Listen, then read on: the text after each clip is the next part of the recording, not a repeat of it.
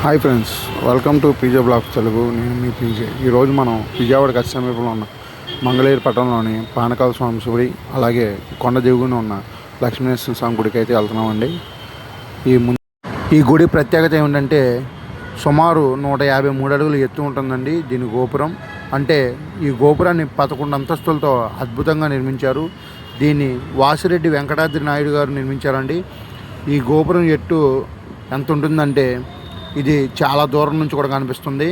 ఇక్కడ మూరబరులు శ్రీ లక్ష్మీ నరసింహస్వామి గారు ఇక్కడ అమ్మవారితో కలిసి ఉంటారండి. అందుకే దీనిని లక్ష్మీ నరసింహస్వామి ఆలయం అని పిలుస్తారు. ముందుగా భక్తులు ఈ దిగువ ఉన్న స్వామివారిని దర్శించుకొని ఆ తర్వాత పైన ఉన్న పానకాల స్వామి గుడిని దర్శించుకుంటారండి. అలాగే పైన ఉన్న పానకాల స్వామి వారికి, కింద ఉన్న లక్ష్మీ నరసింహ స్వామి వారికి విడలేని అనుబంధం ఉందని చెప్పి ఇక్కడ స్థానికులు బాగా నమ్ముతారండి.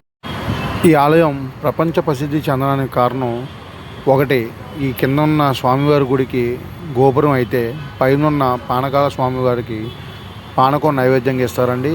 ఇందులో మనకి పానకాల స్వామి పానకం నోట్లో పోస్తే సగం తీసుకొని సగం బయటకు వదిలేస్తారండి. ఇది ఇప్పటికీ మిస్టరీగానే ఉంది ఆలయంలో. ఆలయ పరిసర ప్రాంతాలు చూసినట్టయితే మీరు చరిత్ర ఉట్టిపడుతుందండి. ఎందుకంటే ఈ ఆలయం నిర్మించి దాదాపు 100 సంవత్సరాల పైన అవుతుందండి. మనకి మంగళగిరి చరిత్ర ఈ ఆలయంలో చూసుకోవచ్చు, ఎంత పురాతనమైనదో. అలాగే ఈ చుట్టుపక్కల 4 గోపురాలు ఉంటాయండి. 4 గోపురాలు కూడా చాలా వైవిధ్యంగా ఉంటాయి. ఈ చుట్టూ గుడిలోకి వచ్చిన తర్వాత మనకి మనసు అనేది చాలా ప్రశాంతంగా ఉండిద్దండి.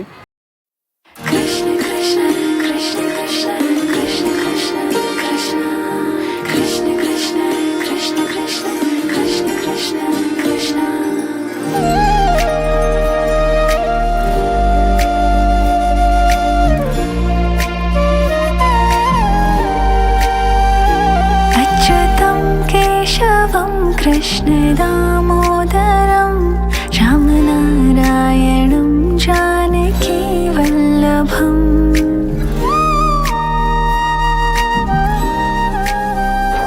अच्युतं केशवं कृष्ण दामोदरं अच्युतं केशवं कृष्ण दामोदरं रामनारायणं जानकी वल्लभम्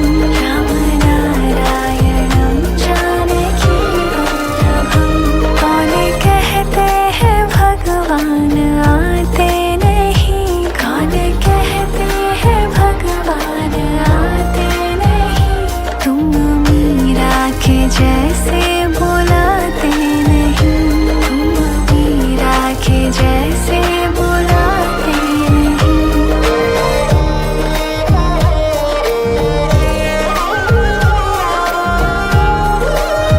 ఆలయం నుంచి మనం బయటికి రాగానే ఈ గోపురం చూడండి ఎంత అందంగా కనిపిస్తుందో. అలాగే మనం రైట్ సైడ్కి కనుక వెళ్తే మనకి అన్నదాన శిబిరానికి వెళ్తామండి. ఇక్కడ మనకి మధ్యాహ్నం 12 నుంచి సాయంత్రం 2 వరకు కూడా అన్నదానం చేస్తారండి. అన్నదాన శిబిరం చాలా చిన్నదిగా ఉందండి. ఈ అన్నదాన శిబిరం నుంచి లైన్ నుంచి బయటికి చూస్తే ఆ కొండ వాళ్ళు కానీ ఏదైనా సరే ప్రకృతి పిలుస్తున్నట్టు అనిపిస్తుందండి. చాలా అంటే చాలా అందంగా ఉంది. ఇది మీరు ఒకసారి చూడవచ్చు విజువల్స్లో అయితే కనుక. ఈ పక్కనే గుడికి చాలా దూరం నుంచి వచ్చేవాళ్ళు స్టే చేయడానికి శిబిరం కూడా ఉందండి. నేను ఎట్టుకాలకు లైన్లో నుంచానండి, నేను మా అమ్మగారు మా వైఫ్. ఇక్కడ రాగానే మనకి ఎంతమంది వచ్చారని చెప్పి చూస్తున్నారండి. సైన్ ఫోన్ నెంబర్ తీసుకుంటున్నారు. తర్వాత మనం అన్నదానానికి లోనికి అయితే పంపిస్తున్నారండి 1 by 1. క్రౌడ్ తక్కువే ఉందండి ఈరోజు.